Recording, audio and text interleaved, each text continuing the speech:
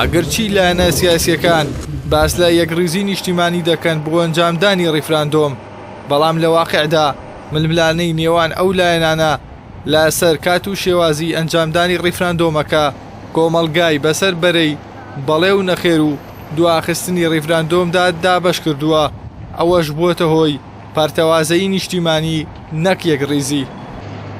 دەیان پرسیاری جددی هەیە پەیوەست بە ئایندەی هەرێمی کوردستان لە دوای ڕیفراندۆم، جوگرافیا و سنووری هەرێمی کوردستان لە دوای ڕیفراندۆم، ئابووری هەرێمی کوردستان لە دوای ڕیفراندۆم، گوزەرانی خەڵکی هەرێمی کوردستان لە دوای ڕیفراندۆم.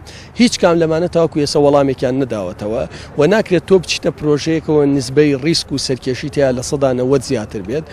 ئێمە پێمان وایە ئەکرێت ڕیفراندۆم دوا بخرێت و دراسەیەکی وردی ئابووری سیاسی دیبلۆماسی بکرێت و دوای ئەوە بڕیاری تەندروستی لەبارەوە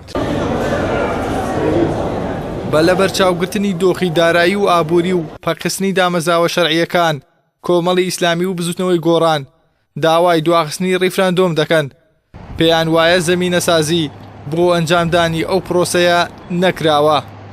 هاوکات پارتی دیموکرات و بەشێکی دیکە لە لایەنە سیاسیەکان کەمپینی بەڵێیان دەست پێ کردووە دەنگی نەخێر و هەوڵی دواخستنی ڕیفراندۆمیش بە دژمنکاری دەزان و قبوڵی ناکەن.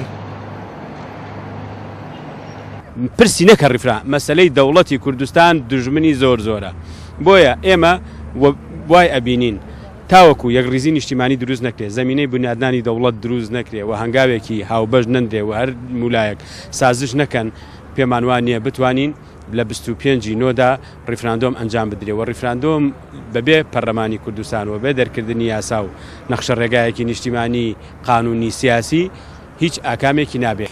And having a referendum on such a fast timeline, particularly in disputed areas, would be, we think, significantly destabilizing. سەرەڕای مەترسیە ناوخۆییەکان و ناڕوونی داهاتووی پرۆسەی سیاسی لە هەرێمی کوردستاندا کۆمەڵگەی نێودەوڵەتیش لەگەڵ ئەوەدا نین ڕیفراندۆم لە 25 ئەیلولدا ئەنجام بدرێت و باڕوون و ڕاشکاوی با وەفدەکانی پارتی و یەکێتیان وتووە دەبێت کاتی ئەنجامدانی ڕیفراندۆم دوا بخرێت.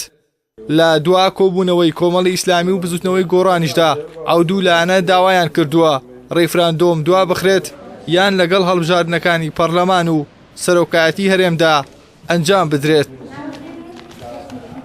ئیحسان سابیر کەناڵی ئاسمانی پەیام، سلێمانی.